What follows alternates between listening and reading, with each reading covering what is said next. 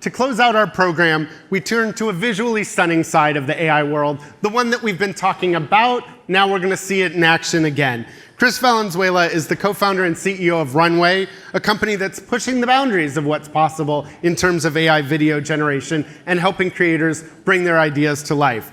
Chris, please come on out. Great to see you. Yeah, good to see you. So lots to talk about, but I think, again, to help set the stage, it's sometimes best to see the technology. Yes. You picked an unfortunate subject, but it's really fascinating. So if we can roll that video.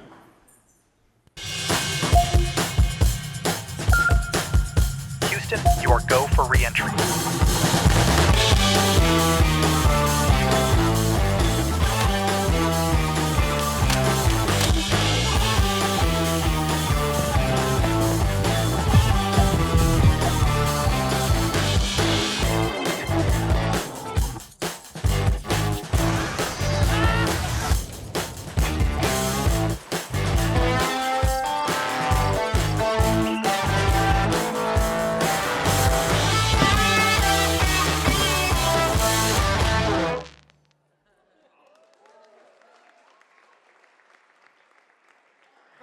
So we got a sense of where the technology is out, and I have a feeling that's going to be in my nightmares for a while.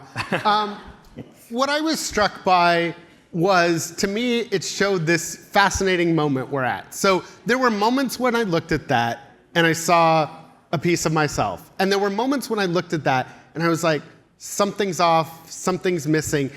And it's not whether it gets the details right. Something about capturing the soul, getting the essence of a person. And that doesn't have to do with realism. It's something else. Because it can be, you can draw a caricature of someone and really capture them, or you can have something that's pretty close to them but still misses it, which to me is a vast improvement. In the early days, they were all uncanny. Like you'd look at an AI video and it would just feel fake. Where is the technology at right now? What has allowed us to get to this? Where are we as sort of the underlying technology? Yeah, definitely. That's a great question. So what you just saw is made with an AI model called Gen 4 that's been around for 2 months. So it's definitely new within the scope of AI land. And I would say we're at a moment in time where realism and definition and speed has gotten really good. Where making something like that takes just a couple minutes. But in no ways is perfect. And you're right. There's some parts of it that can still be improved. But I would say we're reaching a tipping point in terms of what we know can be improved and how to improve it. And very soon you'll have way more ways of creating characters and emotion within the videos themselves in ways that you want them. And I think part of it is there's no one particular thing, I would say. It's not about the data or the video, the models or the architectures. I would say everything is converging towards just improving overall. And for references, this is Gen 4. The first generation of our models, Gen 1, was we released it on 2023, which if you look at it now, it feels like 20 years ago. For folks who didn't see it, what's different? What does the technology do, aside from being much more high definition, much faster? What couldn't you do originally that you can do now? Well, first of all, videos were not visible just like a couple of years ago. So we went from it not being something people thought actually AI could do to the point where we were saying, well, actually frame 24, the intonation is not the right one. So which is a great amount of progress in just a couple of years. And so I would say the idea of video in the first time was a huge stepping stone. And then if you look at video 3 years ago, it was very low res, very random, very uncontrollable, and very it looks more like an abstract painting more than anything else. And I think a lot of the progress we've tried to do is not only on resolution and quality, but also fidelity and control. Control meaning you as an artist and filmmaker, how do you make sure you have the right thing you're trying to create, which is the most important thing. And to the point that a couple people made on stage, ultimately, it's not a piece of technology, it's a vehicle for storytelling. Yes. And one of the ways that we can tell that AI storytelling has improved is for the last 2 years, including tomorrow is the second year, you all are running an AI film festival. Talk about some of what we're seeing from creators. And you should all, if you're able, it's tomorrow night. Yes. Here in Manhattan. That's correct. Yeah, so that's actually a great way of seeing progress. We started doing this film festival in New York around 2 years ago. So we're doing our third version right now in the Lincoln Center, which is actually happening tomorrow. There's also a version of it happening in Paris and in LA. And to give you a rough sense of like where things were 2 years ago when we did our first time, we got 300 submissions. So 300 submissions from all over the world. We thought it was amazing. We went into a theater in Chinatown and screened those films. This year, we got 6,000 submissions from all over the world. And the most important thing is, of course, quality has improved. So the models have gotten better, as you can see right now. But also the storytelling aspects of it have gotten to the point where when I saw the films, you start forgetting really how they were made, and you start really falling into the story itself, which is the most interesting part of any story. Is like you like the story because of what it communicates, not because of how it was made. And so I think the celebration that we're doing tomorrow is kind of a reminder of like these are technologies for people, for humans. We're a research company. We're not going to be speaking about research. We're going to be speaking about these artists who have created these amazing stories and films. And it's a great moment to celebrate artists who are experimenting with it. And so I feel like I'd be remiss if we didn't spend a chunk of time responding to the discussion that Joseph Gordon-Levitt and I just had. How do we build this world where storytellers have new tools without killing an industry that has brought us so many good stories, without saying, all right, thanks actors, you helped train our algorithms, screen makers, filmmakers, all the people who went into it, thanks, appreciate your work, we've democratized it, see you later. How do we not end up in that world? Yeah, that's a good question. I think part of it has to do with managing expectations. So we work a lot with studios, with a lot of production teams, with filmmakers themselves, with a lot of people in the industry. And I think there's a lot of education that has to be done in terms of really helping understand what these models actually do. Because if the expectation is that you're going to go into Runway and type movie, enter, and you're going to get a movie, then you probably are setting the wrong expectations of what technology does.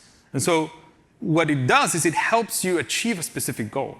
And so the most compelling use case of Runway, since we've been working on Runway for 6 years now, early days and still today, is everyone below the line. So editors, VFX artists, writers, people who are day-to-day working with software trying to get something done.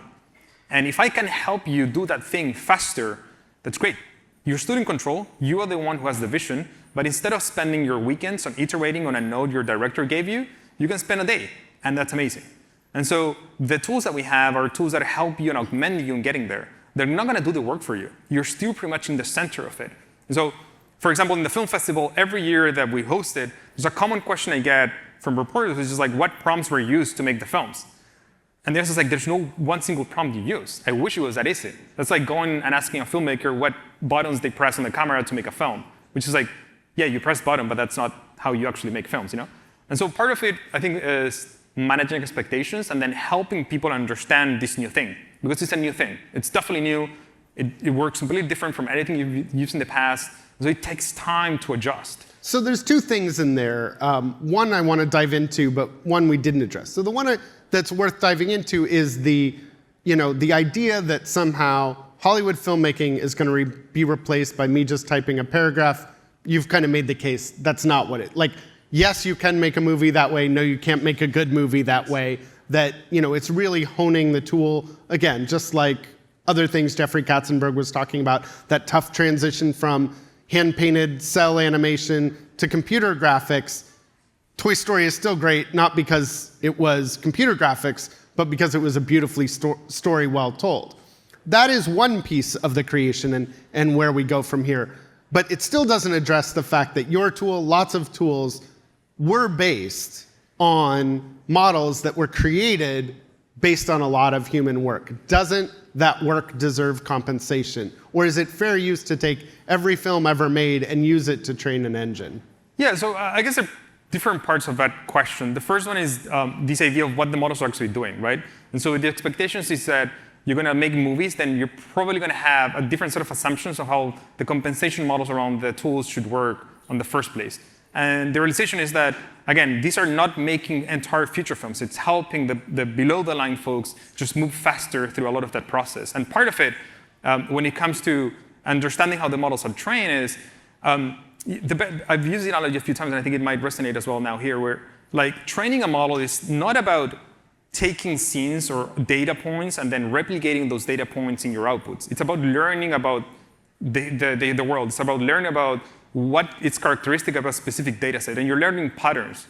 So it's like having sand on a beach. Like there's no one particular grain of salt that will define what the beach is. It's a collective amount of it that defines like how things are made, right? But even accepting that, I want to push back on a couple of things in there.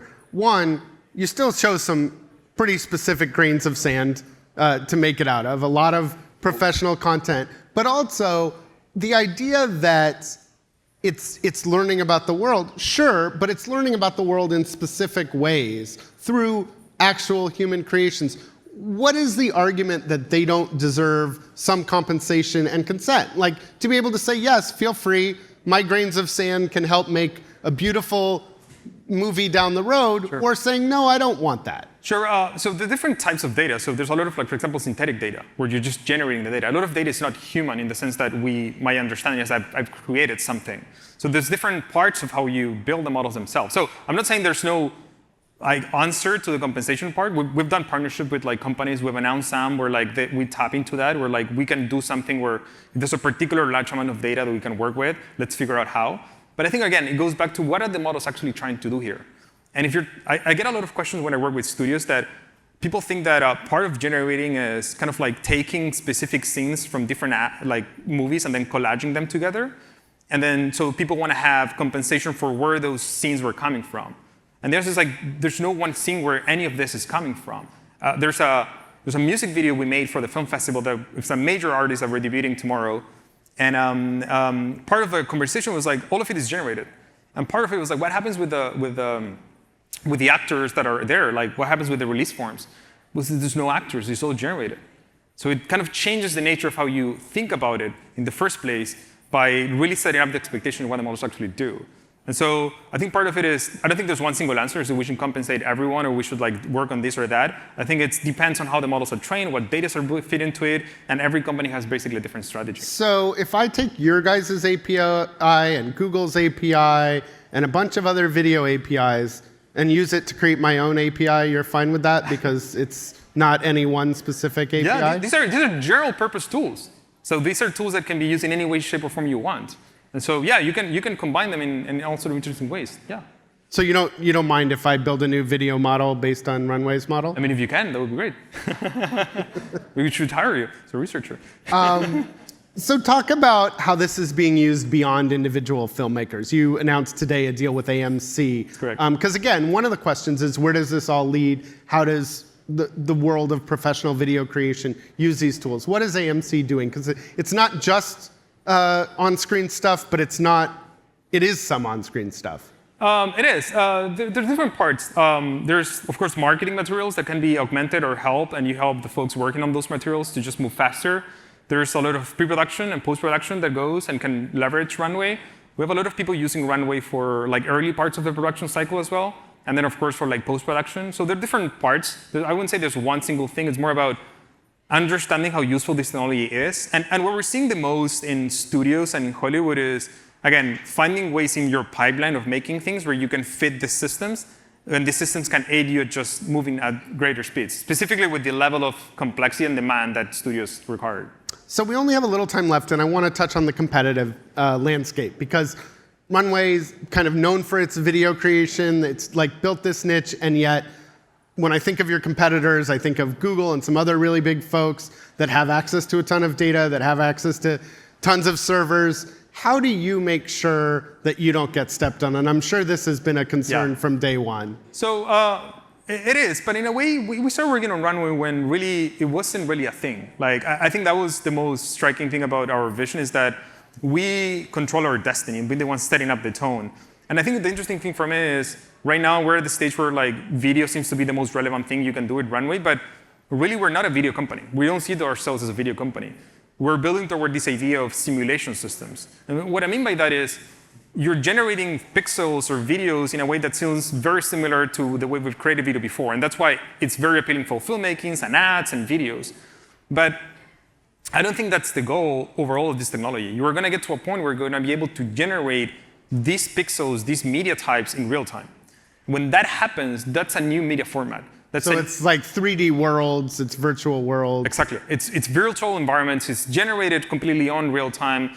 And so for me, it's less about AI filmmaking. AI filmmaking is just the first stepping stone because it's the most obvious one. So the analogy, you were using the analogy, I think Jeffrey was speaking about it before, it's like digital to like analog. I think it's for me wider than that. It's like the camera as the starting point for filmmaking. That was a huge change in culture and society. And painters at the time were so afraid of the camera because they thought they were going to be out of a job, which kind of like feels very similar to what we're seeing right now. But the camera had to first be understood not as a replacement to painting, but as something completely different. And it happens to be that the camera, when it was first invented, most people saw it as a better version of painting. And so most of the early photographers were just like painters, like posing and doing the same kind of things that we knew about painting. Eventually, it evolved into a medium of its own, and now it's an art form of its own. So for me, we're in that like moment in time where we're thinking about AI in the way that we know about the world right now, which is films and games. Eventually, this is a new media format. This is a completely new set of experiences that will live together with everything we've known in the past. So filmmaking is not going to go away. We'll still have it in the same way that we still have painting while we have cinema. All right. Well, I am going to have to leave it there. To be continued. Maybe next year we'll talk about virtual world building. Everyone, please give a hand for Chris.